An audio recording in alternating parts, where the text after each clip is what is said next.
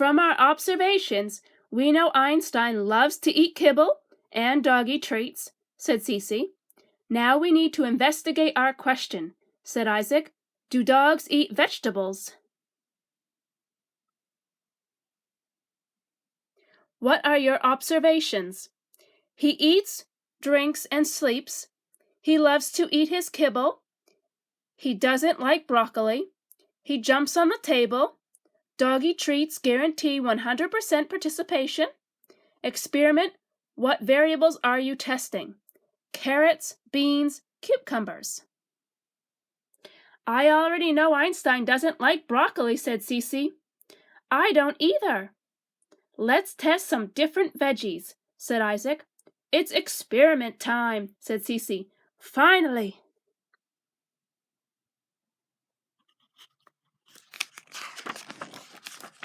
Cece and Isaac tried carrots, beans, and cucumbers. Einstein turned up his nose at each one. What if we disguise the vegetables with bacon and ketchup? Isaac asked. This time Einstein was interested. He ate the bacon and licked the ketchup off the vegetables. That means he likes bacon and ketchup, said Cece. What if we just mix up vegetables with his kibble? Asked Isaac. I bet he won't even know the difference, said Cece. Einstein ate all his kibble but left the vegetables in the bottom of his bowl.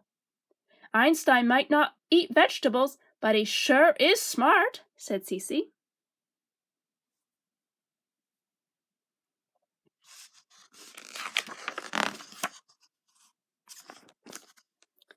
Cece gave Einstein a treat and rubbed his ears.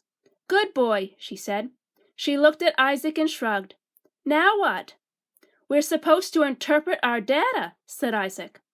Einstein definitely loves to eat, said Cece. He sure doesn't like broccoli, said Isaac.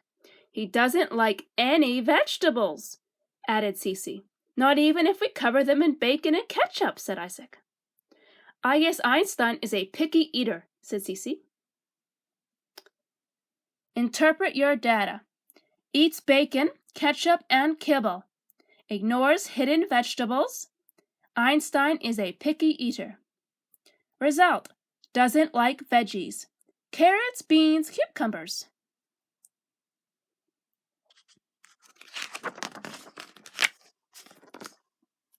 That night at dinner, Cece was so disappointed she didn't even finish her dessert.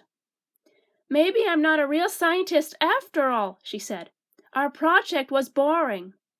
I thought you asked a great question, her dad said. Einstein put his paws on the table and sniffed Cece's banana split. Einstein, Cece giggled. Naughty puppy. Her mother laughed and pulled Einstein away. He may not eat veggies, she said, but he sure likes bananas. That's when Cece remembered something Miss Curie always said. Scientists think outside the box. What if we create a secret recipe using bananas, she said.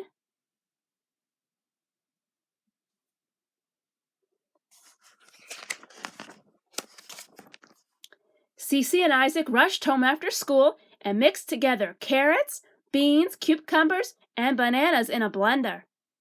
Are those still veggies? Asked Isaac. Yup, said Cece. They're just in a different form.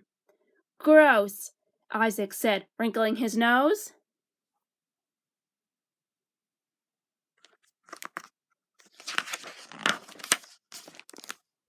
Cece poured the mixture into Einstein's bowl. How about a special smoothie, she said, patting his head. At first, Einstein looked confused. He circled the bowl. He sniffed the bowl. Then he got down on his belly and wagged his tail. And then he slurped down the entire thing. Look, he loves it, said Isaac. In science, not all results are totally predictable. Einstein does eat veggies when we mix them with bananas, said Cece.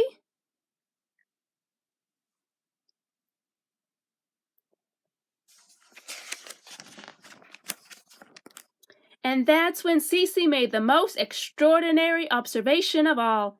Science isn't just about asking questions. Real scientists have fun finding answers too. Science. Zoology, the study of animals. Brainstorm ideas. Is a bear ticklish? Do pigs think they stink? Do fish sleep?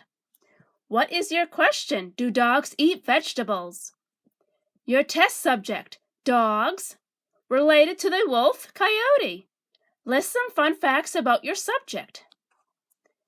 Einstein, named after Albert Einstein. Weight 40 pounds, color gray, eyes brown. What are your observations?